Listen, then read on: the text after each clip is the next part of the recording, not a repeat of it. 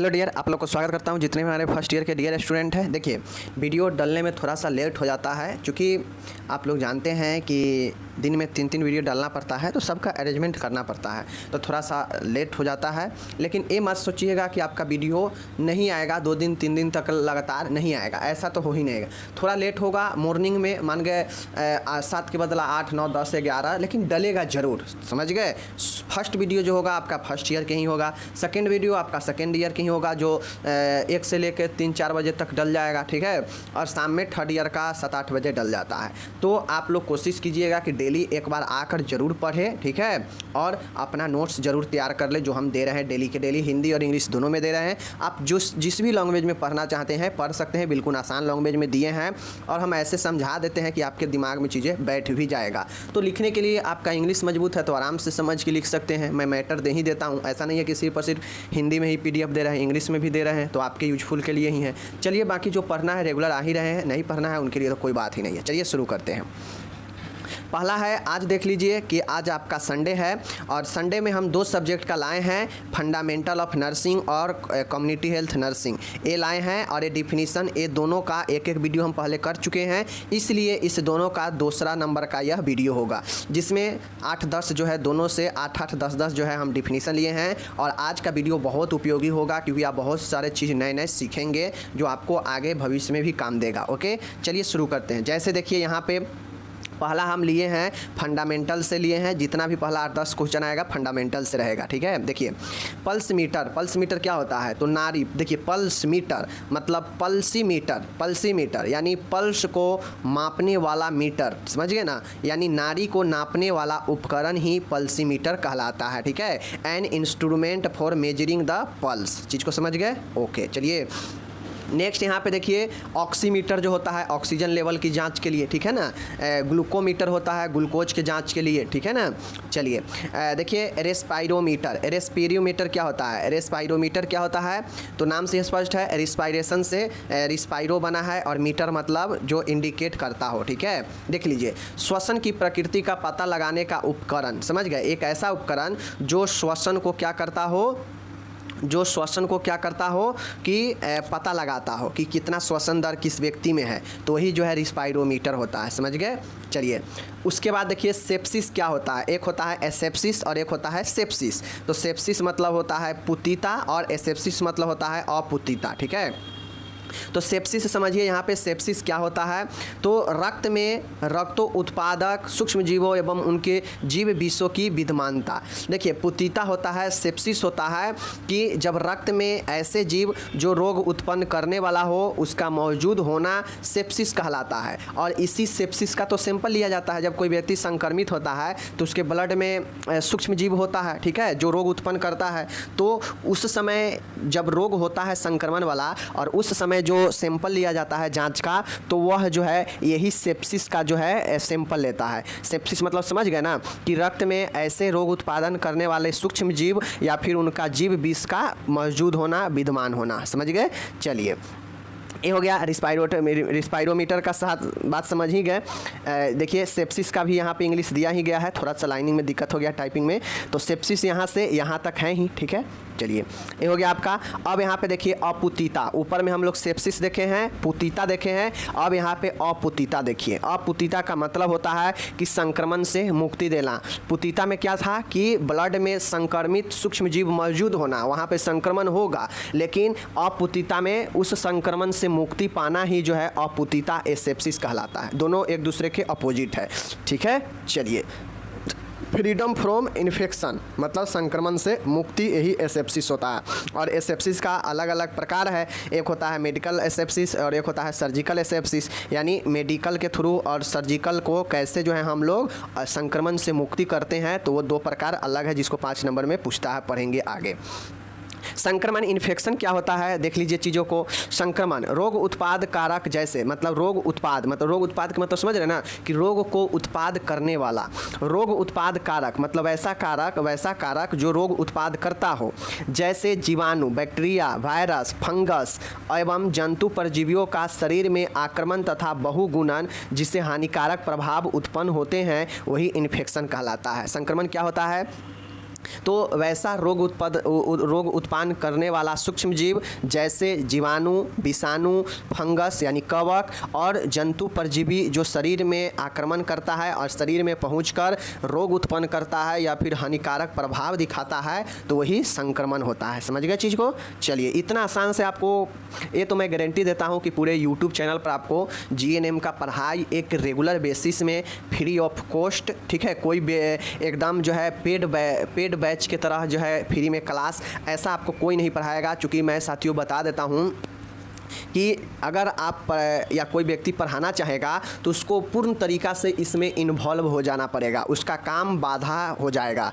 तो मैं साथियों कितना मेहनत करता हूँ इस चीज़ को आप सोच नहीं सकते। मैं जहाँ भी रहता हूँ वहाँ अपना काम के प्रति मैं ईमानदारी से करता हूँ, और भी काम रहता है बट मैं फर्स्ट प्रायोरिटी मैं इस काम को देता हूँ जो अभी मैं कर रहा हूँ, क्योंकि मैं जानता हूँ कि हमारे ऊपर बहुत लोग विश्वास करते हैं, तो मैं उनके विश्वास को कभी टूटने ना दूँ और रेगुलर बेसिस में वीडियो देता रहूं, जिससे आपका प्यार भी मिलता रहे और आपको भी बेनिफिट होता रहे। समझ रहे चीज़ को? चलिए, क्रॉस इन्फेक्शन क्या होता है? देखिए, क्रॉस इन्फेक्शन क्या होता है? क्रॉस इन्फेक्शन संक्रमित व्यक्तियों द्वारा एक दूसरे को संचारित संक्रमण, ठीक है, सूक्ष्म बिंदु संक्रमण, सूक्ष्म बिंदु ड्रॉपलेट संक्रमण। देखिए, पार संक्रमण, फिर से यहाँ टाइपिंग में मिस्टेक हो गया है, यहाँ तक ही इसका आंसर है, ठीक है ना, पार संक्रमण का यहाँ तक ही आंसर है। समझ गए?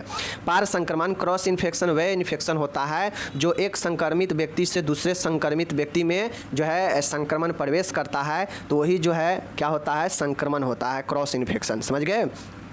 क्रॉस मतलब ही होता है कि एक का संक्रमण किसी दूसरे व्यक्ति में प्रवेश करना, या एक व्यक्ति जो संक्रमित है उससे दूसरे को फैलना ही क्रॉस इन्फेक्शन कहलाता है। समझ गए?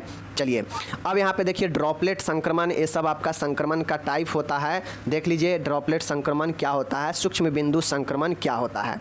देखिए साथियों, ये अलग क्वेश्चन है, आप इसको ध्यान में रखिएगा। यहाँ इसका आंसर यहाँ तक ही है, पार संक्रमण को, ठीक है, और इंग्लिश में यहीं तक है। थोड़ा सा टाइपिंग में मिस्टेक हो जाता है, इस चीज़ को ध्यान में दीजिएगा, ठीक है। सूक्ष्म बिंदु संक्रमण, ड्रॉपलेट संक्रमण क्या होता है? साथियों, ड्रॉपलेट संक्रमण वह संक्रमण होता है जो सूक्ष्म संक्रमित कणों द्वारा, जैसे नाक से छींकना, मुख से थूकना द्वारा फैलता हो। जैसे ड्रॉपलेट संक्रमण का मतलब होता है कि कोई टीबी वाला पेशेंट है और वो बिना मास्क के घूमेगा, तो अगर छींकेगा या खांसेगा या कहीं बलगम फेंकेगा तो उसके छींकने, खांसने और बलगम में सूक्ष्म जीव मौजूद होता है, जो क्या होगा कि इधर उधर छींटा पड़ने से, उसके थूक के छींकने से, छींटा पड़ने से होता है कि उसमें का सूक्ष्म जीव वातावरण में फैलता है और वह कोई दूसरा व्यक्ति श्वसन करेगा तो उसमें फैलने का चांसेज रहता है, और यही जो है आपका सूक्ष्म बिंदु यानी ड्रॉपलेट संक्रमण कहलाता है। चीज़ को समझ गए? चलिए देखिए, ये हकीकत बातें हैं कि मैं चाहता तो पेड बैच, बहुत लोग कह रहे हैं कि सर पेड बैच पढ़ाइए, पेड बैच पढ़ाइए। देखिए साथियों, मैं, आप भी स्टूडेंट है, मैं भी स्टूडेंट हूँ। अब मैं जानता हूँ एक स्टूडेंट का क्या मुसीबत होता है। एक तो आप लोग ऐसे ही 1-2 लाख देकर, 3 लाख देकर आप जो है अपना कोर्स कर रहे हैं, ठीक है। ऊपर से मैं भी अगर आपसे 500-1000 रुपया ले लूँगा तो उससे मेरे को क्या हो जाएगा? कुछ नहीं होगा। तो इसलिए जो है मैं चाहता हूँ कि फ्री ऑफ कॉस्ट में जो पेड बैच में जो नहीं पढ़ाएगा वैसा मैं पढ़ाऊँ, और मैं पढ़ाता भी हूँ। जब आप लास्ट करेंगे ना, जो लोग रेगुलर मेरे साथ बने रहेंगे, और जब आपका सिलेबस समाप्त होगा, एग्ज़ाम होगा, तो आपको पता चलेगा कि हाँ, मैं कुछ सीखा हूँ और मैं कुछ पढ़ा भी हूँ और मुझे बहुत जानकारी भी मिला है एकदम आसानी से। तो मैं ये सब चाहता हूँ, ठीक है। मैं भी चाहता तो 50-100 बच्चे आराम से मैसेज कर चुके हैं कि सर पेड बैच कराइए, पेड बैच कराइए, और सबसे मैं 500-500 रुपया या 300-300 जितना होता मैं रुपया ले लेता। लेकिन मैं वैसा कभी नहीं करता हूँ। मैं चूँकि मैं खुद से एक जो है गरीब घर से हूँ, तो ऐसे में क्या लेना देना है, ठीक है। पर ये एकदम मैं वादा करता हूँ कि आपको फ्री ऑफ कॉस्ट में एकदम 100% जेन्युइन चीज़ें आपको मिलेगा और शानदार मिलेगा, कोई कटौती नहीं होगा, ठीक है। चलिए, अब वाहक क्या होता है साथियों? वाहक क्या होता है? तो कैरियर, इसको हम लोग वाहक कहते हैं। देख लीजिए, वह व्यक्ति जो अपने शरीर में बीमारी के रोगाणुओं को धारण करता है, परंतु उसमें उस बीमारी के चिन्ह व लक्षण प्रकट व दिखाई नहीं देते हैं। देखिए, कैरियर और वाहक क्या होता है? वैसा रोगी जो अपने शरीर में कोई सूक्ष्म जीव या कोई बीमारी को तो धारण करता है, परंतु उसमें कोई भी सिम्टम्स या कोई भी साइन जो है उसमें प्रकट या दिखाई नहीं देता है, और वही वाहक होता है। और वो ऐसे व्यक्ति जिसमें संक्रमण का कोई लक्षण या कोई चिन्ह नहीं दिखाई देता है, तो वो सोचता है कि हम में संक्रमण नहीं है, और वह फिर जो है क्या होता है, आज़ादी से घूमता है बिना मास्क वगैरह के, एकदम सोचता है हमको कुछ है ही नहीं। लेकिन वह व्यक्ति खतरनाक होता है, वह कहीं और जाएगा तो लोग तो समझेगा कि ये बिल्कुल सही व्यक्ति है, कोई दिक्कत नहीं है, लेकिन उसको संक्रमण जो है छाया हुआ रहता है, और वह व्यक्ति जहाँ जाएगा वह कैरियर का काम करेगा, वहाँ का काम करेगा, यानी दूसरे को भी फैलाने का काम करेगा। समझ गए? चलिए, संक्रमण को एक जगह से दूसरे जगह वाहन करेगा, ठीक है ना। तो वैसे व्यक्ति बहुत खतरनाक होता है जिसमें लक्षण और चिन्ह नहीं दिखता हो, लेकिन उसको संक्रमण रहता है। समझ गए? चलिए, अब यहाँ पे एंटीसेप्टिक देखिए, बहुत शानदार है। एंटीसेप्टिक क्या होता है साथियों? यह रासायनिक पदार्थ होता है जो जल मिश्रित पतला विलयन होता है। एंटीसेप्टिक या तो देखते होइएगा कि एंटीसेप्टिक मलहम होता है, या फिर देखते होइएगा कि एंटीसेप्टिक का ओरल सॉल्यूशन आता है, विलयन आता है, जैसे डिटॉल हो गया, सेवलॉन हो गया, बहुत सारी चीज़ है जो कि आपका घाव पर जो धोने वाला आपका बेटाडीन होता है, पोविडीन या बेटाडीन जो होता है, वो सब क्या होता है? एंटीसेप्टिक ही होता है। समझ गए चीज़ को? तो यह जो है विलयन जो है सूक्ष्म जीवों को वृद्धि और बहुगुणन को रोकता है, और यह रासायनिक पदार्थ होता है जो जल मिश्रित या पतला विलयन होता है, जो सूक्ष्म जीवों को वृद्धि और बहुगुणन को रोकता है। जो घाव वगैरह होता है, कट फट जाता है, तो उसको जो है देखते होइएगा बेटाडीन के जो है सोल्यूशन से उसको साफ किया जाता है, या डिटॉल वगैरह से। क्यों? क्योंकि जो कटा फटा क्षेत्र है वहाँ से संक्रमण जो है क्या हो, नष्ट हो जाए, संक्रमण वहाँ पे न रहे, जिससे घाव के द्वारा संक्रमण अंदर जा सकता है। ठीक है, इसके लिए इसका उपयोग किया जाता है। समझ गए चीज़ को? चलिए, स्टरलाइजेशन क्या होता है? मैं स्टरलाइजेशन पहले भी पढ़ा चुका हूँ, अभी भी बता रहा हूँ। स्टरलाइजेशन कीटाणुनाशन कहते हैं, डिसइंफेक्शन जो रहता है उसे विसंक्रमण कहते हैं। दोनों का लगभग काम सेम ही होता है कि सूक्ष्म जीवों को नष्ट करना, लेकिन थोड़ा सा डिफरेंस होता है। डिफरेंस क्या होता है देख लीजिए। कीटाणुनाशन स्टरलाइजेशन जो होता है, देखिए कभी कभी आपको हिंदी में नाम समान दे देगा, डिसइंफेक्शन का भी कीटाणुनाशन लिख देगा और स्टरलाइजेशन के भी कीटाणुनाशन दे देगा, तो आपको इंग्लिश से पकड़ना पड़ेगा कि यह स्टरलाइजेशन है या डिसइंफेक्शन दिया है। ठीक है ना? चलिए, कीटाणुनाशन जो होता है स्टरलाइजेशन, यह कीटाणुनाशन का अर्थ है कि सतह एवं वस्तुओं से सभी प्रकार के सूक्ष्म जीवाणुओं को नष्ट कर देना। देखिए, स्टरलाइजेशन में ये होता है कि यह वैसे सूक्ष्म जीवाणुओं को नष्ट कर देता है जो या तो हमारे शरीर के लिए हानिकारक है या हानिकारक नहीं है। यह नहीं सोचता है कि किस प्रकार का सूक्ष्म जीव है या नहीं है, इससे संक्रमण होगा या नहीं होगा, यह हानिकारक है या नहीं है, इससे कोई मतलब नहीं होता है। यह इसका उपयोग करते ही, स्टरलाइजेशन का उपयोग करते ही, चाहे वह किसी भी प्रकार का जो है चीज़ें हो उसको नष्ट कर देता है, यह बिल्कुल नष्ट कर देता है। लेकिन जो डिसइंफेक्शन वाला जो होता है ना, तो वह जो है क्या होता है, वह केवल और केवल जो है निर्जीव चीज़ों पर ही उसका इस्तेमाल किया जाता है, क्योंकि उसका असर जो है अगर सजीव ऊतक पर किया जाएगा तो नुकसान होता है, और वह कंप्लीटली सूक्ष्म जीव को नष्ट नहीं करता है, लेकिन स्टरलाइजेशन कंप्लीटली करता है। समझ गए चीज़ को? चलिए, ये हो गया आपका। ऑटोक्लेव क्या होता है? देखिए, ऑटोक्लेव जिस प्रकार से आप देखे होंगे पाश्चुराइजेशन जो है कीटाणुनाश का एक विधि है, उसी प्रकार से ऑटोक्लेव भी आपका कीटाणुनाशन का यानी सूक्ष्म जीवों को नष्ट करने का ही एक जो है विधि है। ठीक है, देख लीजिए ऑटोक्लेव। इस विधि में अधिक दाब, उच्च ताप और आर्द्रता का प्रयोग किया जाता है। सबसे पहले याद रखिए, ऑटोक्लेव एक विधि है जिसमें हाई प्रेशर मतलब अधिक दाब, हाई टेम्परेचर उच्च ताप और जो है हेरिडेटी आर्द्रता का प्रयोग किया जाता है। इस तीन चीज़ का उपयोग जो है ऑटोक्लेव में किया जाता है, जिससे विष संक्रमण के लिए आवश्यक तापमान बना रहे, जिससे डिसइंफेक्शन के लिए, विष संक्रमण के लिए मीन्स संक्रमण को नष्ट करने के लिए ऐसा तापमान बना रहता है ऑटोक्लेव में। ठीक है, ऑटोक्लेव में जो भी वस्तु को पैक किया जाता है उसको आसानी से भेदन हो सकता है। समझ गए? और ऑटोक्लेव जो है क्या करता है, आपका किसी भी संक्रमण को नष्ट करता है। समझ गए?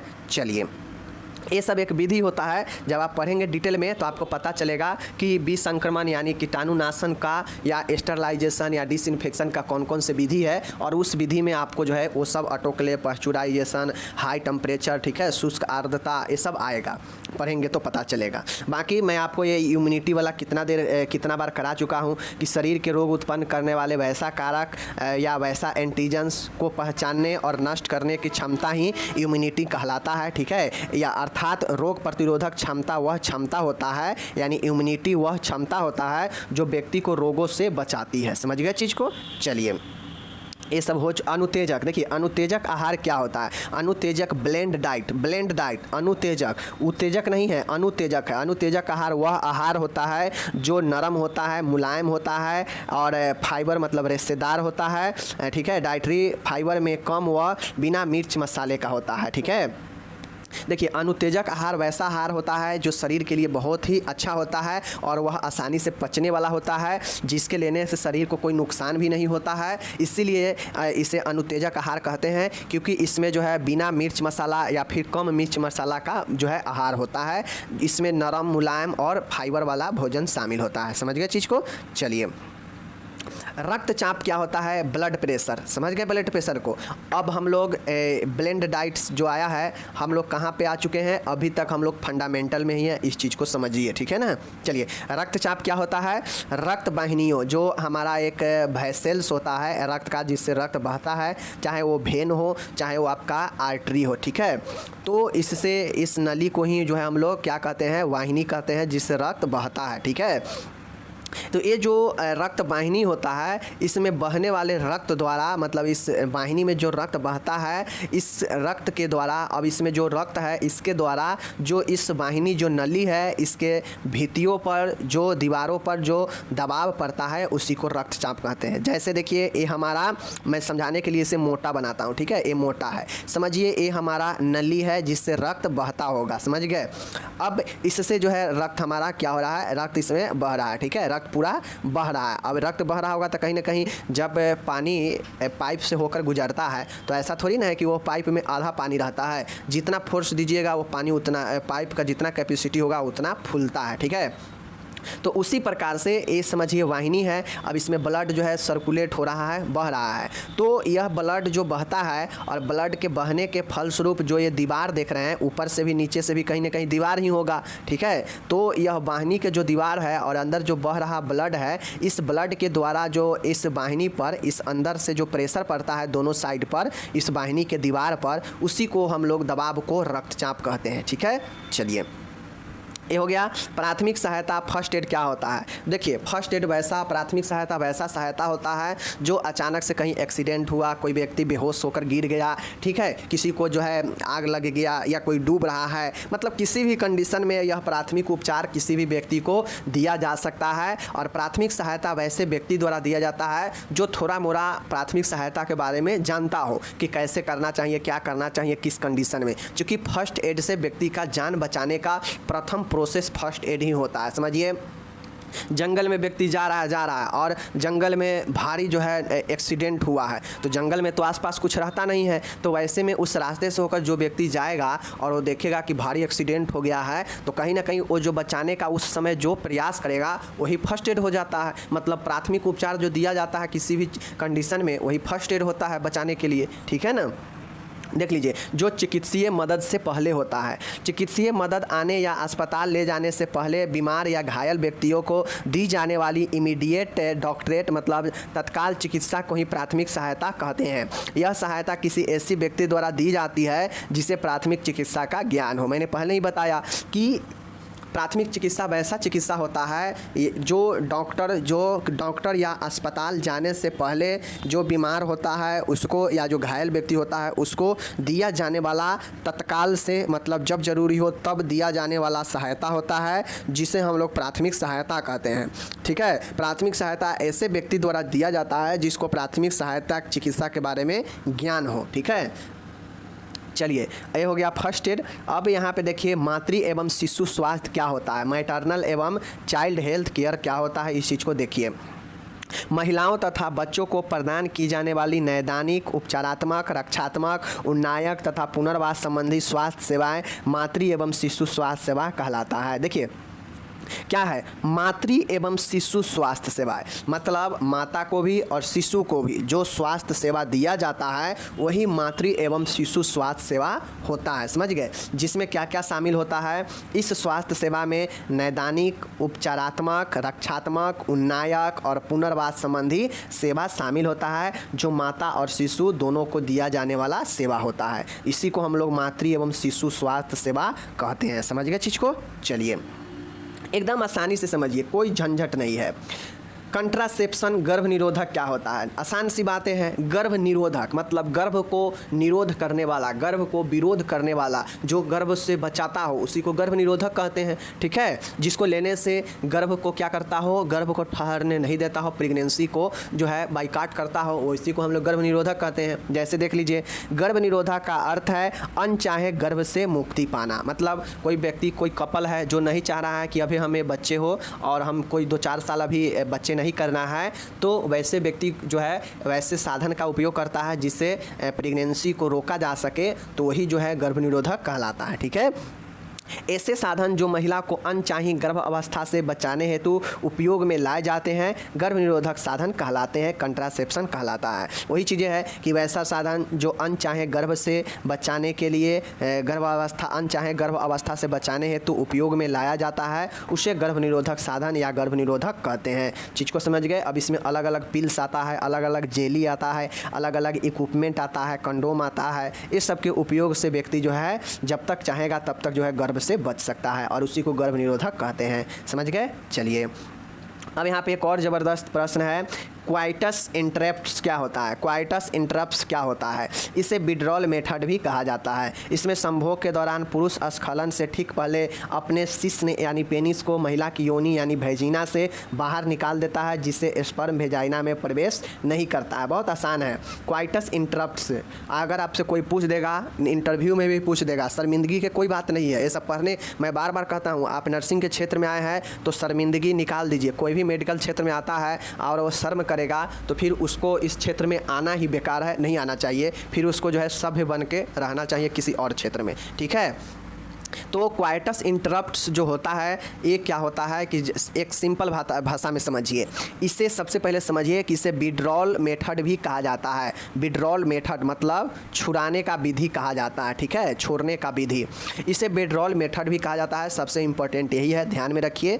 और इसमें होता है कि समझिए कोई हस्बैंड वाइफ है, वो रिलेशन बना रहा है, अब कहीं ना कहीं उसे एजुकुलेट होता है, कहीं ना कहीं स्खलन होता है, तभी जाके तो पुरुष का जो सीमेन होता है वह महिला के भेजिना में प्रवेश कर पाता है। तो जब एक ऐसा सिचुएशन आता है कि मेल को लगता है कि अब जो है हम एजुकुलेट होने वाले हैं, मतलब सीमेन निकलने वाला है, तो उससे पहले जब उसे ऐसा अनुभव होता है कि अब स्खलन होने वाला है, तो जो है क्या करता है कि जो मेल होता है वो अपने पेनिस को, सीसन को क्या करता है, भेजिना से निकाल लेता है और उसका स्खलन योनि में न होकर बाहर होता है, जिससे जो स्पर्म होता है वो भेजिना में नहीं प्रवेश कर पाता है। और इसी चीज़ को हम लोग क्वाइटस इंटरप्ट्स कहते हैं। समझ गए चीज़ को?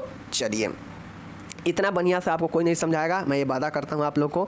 नसबंदी भैंसकोटोमी क्या होता है? एक चीज़ समझ लीजिए, भैंसकोटोमी हो या ट्यूबक्टोमी हो, दोनों टोमी का मतलब जिसके अंत में MY लग जाएगा मेडिकल भाषा में, समझिएगा कहीं ना कहीं वह सर्जिकल विधि होता है। ठीक है, तो देखिए, जो आपका आप लोग को पता है कि भास जो होता है, भैंस जो होता है वह पुरुष में होता है, और जो ट्यूब होता है वह महिला में होता है। फैलोपियन ट्यूब जानते हैं ना, और भास डिफरेंस जो होता है वह पुरुष में होता है। ठीक है, तो जो आपका नसबंदी होता है यह मेल में होता है, और डिंब छेदन जो होता है वह महिला में होता है। ठीक है, तो जो पुरुष का जो भैंस होता है उससे काट कर जो है भैंस डिफरेंस को काट दिया जाता है, और जो काटा हुआ सिरा होता है उसको बांध दिया जाता है, जिससे जो है स्पर्म जो है क्या होता है वो नहीं जो है वहाँ पे प्रवेश कर पाता है, जिससे होता है कि जो है वो बांध्यता होता है। इसे मेल स्टरलाइजेशन कहते हैं। ठीक है, पुरुष बांध्यता, पुरुष नसबंदी कहते हैं। ठीक है,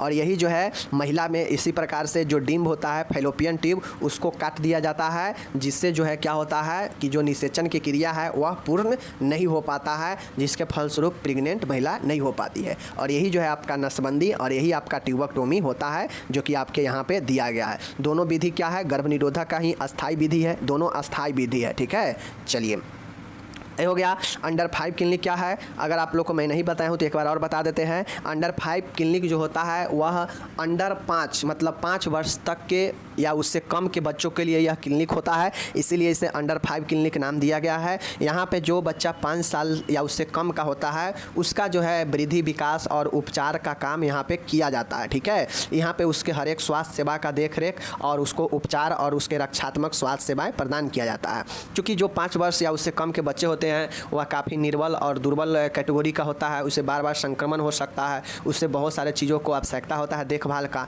तो इसलिए यह अंडर 5 क्लिनिक को शुरू किया गया उसी को देखरेख के लिए। समझ गए?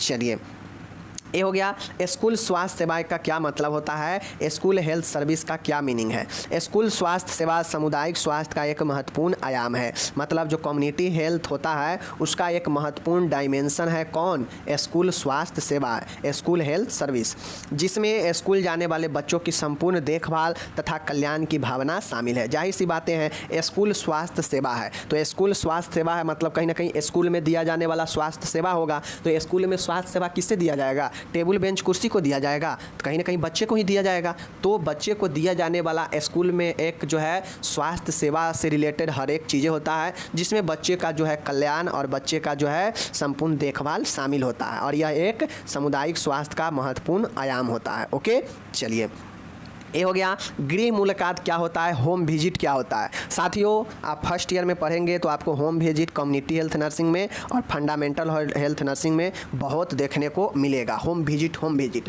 तो होम विजिट नॉर्मल तौर पर समझिए कि जो गांव में देखते होइएगा आशा कार्यकर्ता, ANM या जो भी नर्सेज वगैरह गाँव में घूमती है, तो देखते होइएगा नर्सेज जो है गाँव में किसी किसी को घर जा कर जो है देखते होइएगा कि उसके बच्चे को टीका लगता है, उसके बच्चे को पोलियो खुराक पिलाया जाता है, उसके घर के जो है स्वास्थ्य के बारे में इतिहास लेती है। समझ गए ना, मतलब विभिन्न प्रकार के चीज़ें जो है घर घर जाकर स्वास्थ्य के बारे में व्यक्ति को व्यक्तिगत तौर पे पारिवारिक स्तर पर जो है उससे स्वास्थ्य का हर एक चीज़ें के बारे में जानकारी लेना, और अगर कोई समस्या हो तो उससे समाधान करना, यही जो है होम विजिट में होता है, जो एक नर्स के द्वारा, जो एक कम्युनिटी हेल्थ नर्स के द्वारा किया जाता है। समझ गए? समुदाय में रहने वाले नर्स के द्वारा घर घर जाकर जन समुदाय यानी समुदाय के लोगों के स्वास्थ्य संबंधी समस्या और उसका क्या आवश्यकता है इसका पता लगाती है और उन्हें आवश्यक दिशा निर्देश प्रदान करती है और उससे समाधान करती है समस्या का। वही जो है गृह मुलाकात कहलाता है। समझ गए ना? नॉर्मल तौर से समझिए कि सामुदायिक स्वास्थ्य नर्स द्वारा समुदाय में व्यक्ति के घर घर जाकर उसके स्वास्थ्य से संबंधित जो भी आवश्यकता होगा उसके पता लगाना, साथ में उनके घर में क्या समस्या है स्वास्थ्य से रिलेटेड, खाद्य पदार्थ से रिलेटेड, उसका पता लगाना और उनको जो है आवश्यक चीज़ें बताना या प्रोवाइड कराना जो है यही काम होता है गृह मुलाकात में। समझ गए? चलिए, क्लिनिक क्या होता है साथियों? क्लिनिक संस्था तथा सरकार या ट्रस्ट के द्वारा संचालित किया जाता है। सबसे पहले तो आपको ये समझना पड़ेगा कि जो क्लिनिक होता है वह क्लिनिक किसके द्वारा संचालित किया जाता है। तो साथियों, क्लिनिक जो है या कोई ऑर्गेनाइजेशन के द्वारा चलाया जाता है या फिर सरकार के द्वारा भी चलाया जाता है या कोई बड़े बड़े ट्रस्ट होते हैं वो ट्रस्ट के द्वारा चलता है। समझ गए? संचालित किया जाता है। क्लिनिक वह संस्था है जहां रोगी चिकित्सक तथा आवश्यक सलाह हेतु जाता है और उपचार के बाद वापस चला जाता है। यहाँ रात्रि में मरीज को भर्ती नहीं किया जाता है। नॉर्मल समझिए कि जो क्लिनिक होता है वो छोट मोट आप डेली के यूजेज में इसका उपयोग कर सकते हैं कि अगर कोई प्रॉब्लम है तो जाइए डॉक्टर से सलाह लीजिए, दिखाइए और फिर वापस अपना घर में आ जाइए OPD बेसिस पे। समझ गए ना? यहाँ पे भर्ती वगैरह का कोई प्रबंध नहीं होता है, चूँकि क्लिनिक छोटा होता है, 1 रूम का होता है या 2 रूम का, जहाँ पे सिर्फ और सिर्फ दैनिक OPD के भांति यहाँ पे देखभाल और सलाह दिया जाता है। समझ गए? चलिए, क्लिनिक हो गया। अब यहाँ पे रेफरल प्रणाली के बारे में आप लोग देख लीजिए। रेफरल प्रणाली क्या होता है? रेफरल प्रणाली वह होती है जिसके द्वारा रोगी को उसके जैविक चिन्हों को बनाए रखते हुए उचित सुविधा युक्त स्वास्थ्य केंद्र पर भेजा जाता है। देखिए, रेफरल सिस्टम क्या होता है? जब कोई व्यक्ति किसी हॉस्पिटल में गया, अब उस हॉस्पिटल में जो है उस रोगी का इलाज संभव नहीं है, उससे वहाँ पे जो है ज़्यादा कंफर्टेबल नहीं हो रहा है, तो वहाँ के जो स्वास्थ्य कर्मी होते हैं उस अस्पताल या उस क्लिनिक का क्या करते हैं कि उससे आवश्यक ट्रीटमेंट कर देते हैं, फर्स्ट एड कर देते हैं, ताकि व्यक्ति जो है जाने लायक हो जाए उस आगे के जगह तक। तो जो है उसी को जो और उसे रेफरल कर दिया जाता है, यानी दूसरे स्वास्थ्य केंद्र पर भेज दिया जाता है। इसी को रेफरल प्रणाली कहते हैं। ठीक है? समझ गए चीज़ को। इसीलिए किया कहा गया है कि रेफरल प्रणाली वह प्रणाली होता है जिसके द्वारा रोगी को उसके जैविक चिन्ह यानी वाइटल साइन हमने पढ़ाया है कि टेम्परेचर, श्वसन दर, पल्स दर, ठीक है, ये सब जो है ऑक्सीजन का, यही सब जो दर होता है, यही आपका ब्लड प्रेशर, ये सब जैविक चिन्ह होता है। इसी को बनाए रखते हुए दूसरे उचित सुविधा युक्त स्वास्थ्य केंद्र पर भेजना ही रेफरल प्रणाली कहलाता है। समझ गए चीज़ को। चलिए अब यहाँ पे देखिएगा अस्थाई आदेश क्या होता है, स्टैंडिंग ऑर्डर क्या होता है।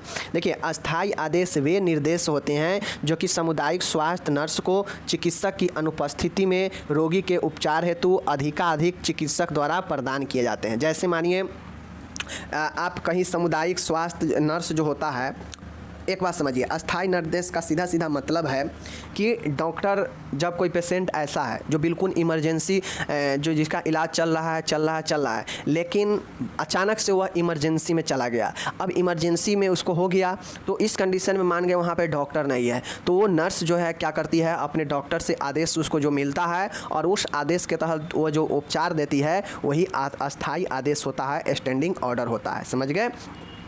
अस्थाई आदेश वे निर्देश होते हैं, मतलब वे डायरेक्शन होता है जो कि सामुदायिक स्वास्थ्य नर्स को, मतलब जो नर्स होती है उसको जो है चिकित्सक की अनुपस्थिति में, मतलब जब डॉक्टर अनुपस्थित होते हैं, अब्सेंट होते हैं, उस समय रोगी को उपचार देने हेतु अधिकाधिक जो चिकित्सक उसको जो चिकित्सक द्वारा दो उसे प्रदान किया जाता है वही जो है अस्थाई आदेश होता है। मतलब सीधा समझिए, पेशेंट है, उसको इलाज करना है लेकिन डॉक्टर नहीं है, लेकिन वो नर्स जो है डॉक्टर से संपर्क करेगी और डॉक्टर जो उसको आदेश देंगी उपचार के लिए, वो उपचार जो करेगी निर्देश के बाद, वही जो है आपका अस्थाई आदेश कहलाता है। ठीक है, समझ गए। चलिए अब हम आते हैं किसमें, एपिडेमिक में, महामारी में। देखिए महामारी जो होता है यह एक ऐसा संक्रामक रोग होता है या ऐसा स्वास्थ्य में से संबंधित गड़बड़ी होता है जो एक बड़े क्षेत्र में होता है, एक बड़े क्षेत्र से लेकर वैश्विक क्षेत्र तक होता है। इसी को हम लोग एपिडेमिक कहते हैं। और जो हमारा कोविड आया था वह एपिडेमिक था क्योंकि वह बहुत वैश्विक रूप से फैल चुका था, इसीलिए उसे वैश्विक महामारी कहा गया था। यह जो है महामारी था, कौन सा, आपका कोविड महामारी था जिसमें वैश्विक रूप से फैल गया था। तो एपिडेमिक यानी महामारी का मतलब ही होता है कि वैसा रोग, वैसा संक्रामक रोग या स्वास्थ्य से संबंधित कुछ ऐसा व्यवहार या कुछ ऐसे स्वास्थ्य से संबंधित घटना जो किसी समुदाय के क्षेत्र में या देश में या विश्व में अचानक रूप से अधिक जनसंख्या में लोग इससे के चपेट में आता है, वही एपिडेमिक यानी महामारी कहलाता है। ठीक है, समझ गए। अब इससे रिलेटेड एक और चीज़ें है स्थानिक मारी जिसे हम लोग क्या बोलते हैं, इंडेमिक बोलते हैं। एक होता है एपिडेमिक और इंडेमिक। एपिडेमिक महामारी जो बहुत लंबे क्षेत्र में ज़्यादा से ज़्यादा जनसंख्या उसके चपेट में आता है तो हो गया महामारी। जबकि इंडेमिक स्थानिक मारी का मतलब है कि किसी स्थान विशेष पर वहाँ के निवासी में अचानक बड़ी संख्या में रोग के लक्षण दिखाई देना स्थानिक मारी कहलाता है। जैसे किसी मोहल्ला में होना, किसी नगर में होना, यह छोटा जनसंख्या को क्या करता है, प्रभावित करता है, जिसमें 10, 20, 50 लोग जो है संक्रमित या उससे के चपेट में आ सकता है। तो यह जो है स्थान भर को ही क्या करता है कि अपने प्रभाव में रखता है। यही आपका इंडेमिक स्थानिक मारी होता है। समझ गए चीज़ को। चलिए, तो आपको मैं यहाँ पे बहुत अच्छे चीज़ आज समझाया हूँ जो कि आपको यूजफुल है आपके जीवन के लिए भी और पढ़ाई में भी। बाकी आपको कैसा लग रहा है ये प्रयास आप लोग ज़रूर कमेंट कीजिए। और मैं अभी बता देता हूँ आपका जो आज हम फंडामेंटल पढ़ाए हैं और साथ में जो हम यहाँ पे CHN जो आपका 1 पढ़ाए हैं, इसका जो आपका डिफिनीसन था वह आपका क्या हो गया, इंड हो गया। जो महत्वपूर्ण चीज़ें डिफिनीसन में था वह हमने आपको करा दिया। अब हम इसको चलेंगे कहाँ पे, अब हम लोग जो है चलेंगे इसके ऑब्जेक्टिव के तरफ। ठीक है, किस में चलेंगे, इसके ऑब्जेक्टिव्स के तरफ चलेंगे। तो आप लोग फंडामेंटल हो, कम्युनिटी हेल्थ नर्सिंग हो, अब जब हम इसमें अगले सप्ताह में चलेंगे तो हम लोग इसका ऑब्जेक्टिव्स शुरू करेंगे फर्स्ट ईयर के फंडामेंटल और कम्युनिटी हेल्थ नर्सिंग का, या फिर आपका बायो साइंस का, या फिर आपका बिहेवियर साइंस का। आपका यहाँ पे चारों सब्जेक्ट का जो महत्वपूर्ण चीज़ें था मैंने वो करा दिया आपको यहाँ पे। अब हम आगे जो है सीधा शुरू क्या करेंगे, सीधा शुरू करेंगे आपका ऑब्जेक्टिव्स क्वेश्चन। अब ऑब्जेक्टिव सभी प्रकार के जो एग्जाम में पूछा जाता है वो हम करा देंगे, तो चलेंगे हम सब्जेक्टिव और लॉन्ग क्वेश्चन और शॉर्ट क्वेश्चन के दुनिया में। ठीक है, चलिए बाकी पढ़ते रहिए, कॉपी तैयार जरूर करते होइएगा, हमें उम्मीद है। बाकी जो लोग करते हैं बहुत बहुत बढ़िया, जो लोग नहीं करते हैं उनको भी बढ़िया। चलिए मिलेंगे अगले वीडियो में, धन्यवाद। PDF डिस्क्रिप्शन में मिल जाएगा, डाउनलोड कर लीजिएगा। ओके।